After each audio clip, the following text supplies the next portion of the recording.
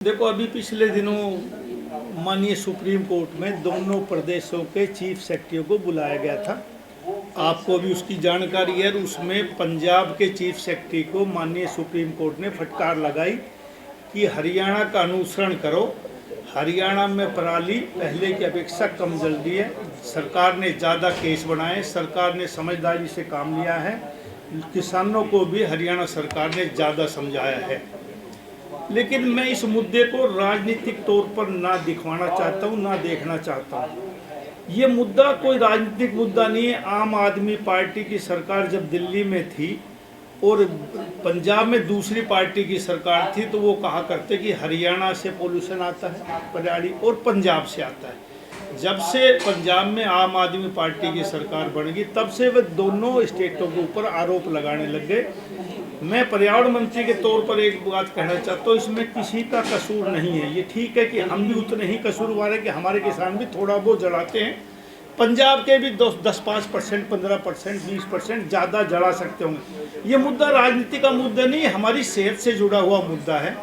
NCR के बहुत से ज़िले इस प्रदूषण से बहुत प्रभावित हैं। और मुझे अभी मैं बाहर कह रहा था, मेरे को व्हाट्सएप आया, गुड़गांव में आज AQI 774 है।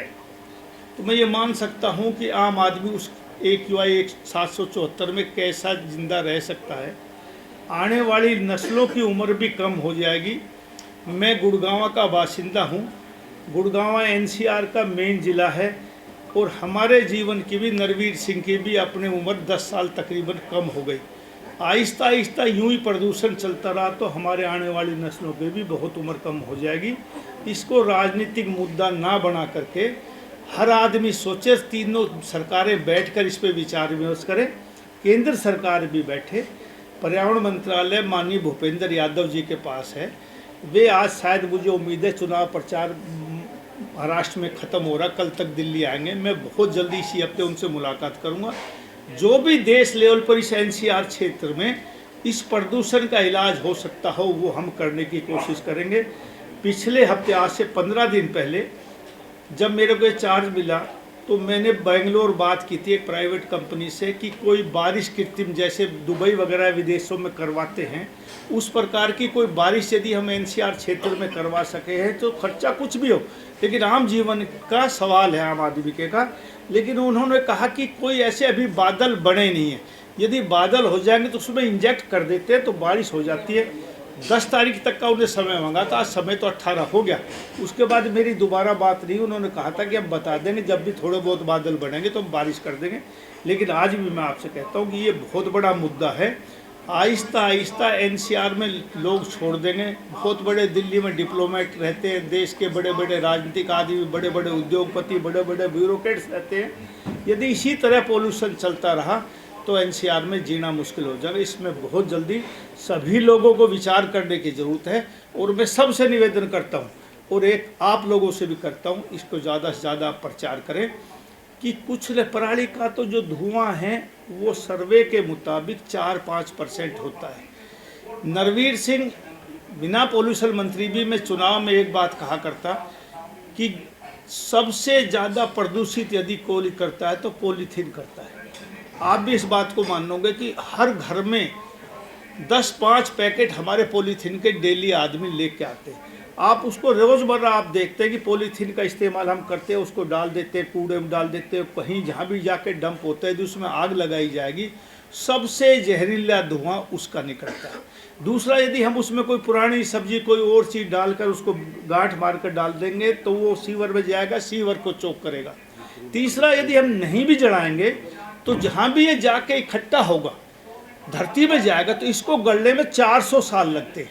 अंदाज़ा लगाई, हम एक जनरेशन 25 साल के बाद दूसरी जनरेशन मान लेते हैं तो 16 जनरेशन हमारी चली जाएंगी इसको गलाने में।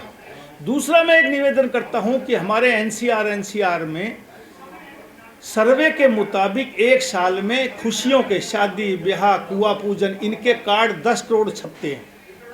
आज से पहले 3-4 साल पहले 10 करोड़ छपते थे, अब शायद ज़्यादा छपते होंगे। और 7 करोड़ कार्ड हैं, 3 करोड़ उसमें सूटकेस हैं।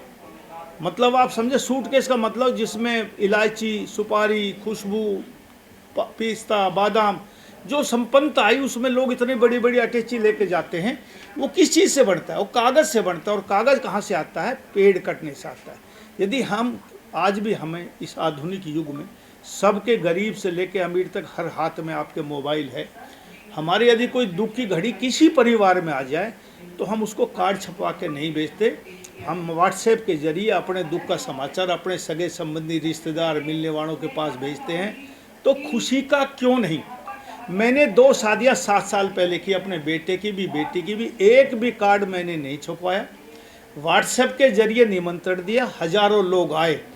तो ये लोगों का कहने का चलन है, नहीं मैं कार्ड दूंगा तब मेरे आएंगे, नहीं, ऐसी बात नहीं। मेरा आपसे निवेदन, आप शुरुआत करके देखिए। हम सब लोग संपन्न लोग हैं, पढ़े लिखे लोग हैं। यदि हम शुरुआत नहीं करेंगे तो कौन शुरुआत करेगा? इसलिए मेरा आपके माध्यम से आम जनता से निवेदन है कि ये कार्ड ना छपवा करके आप व्हाट्सएप के जरिए अपना समाचार भेजिए।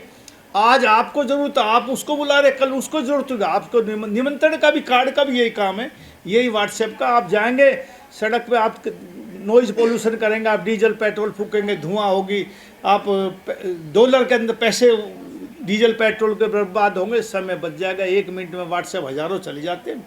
बैठ के ज़्यादा से ज़्यादा आप टेलीफोन कर दीजिए, इससे प्रदूषण में बहुत मुक्ति मिलेगी और हमारा वायुमंडल ठीक होगा।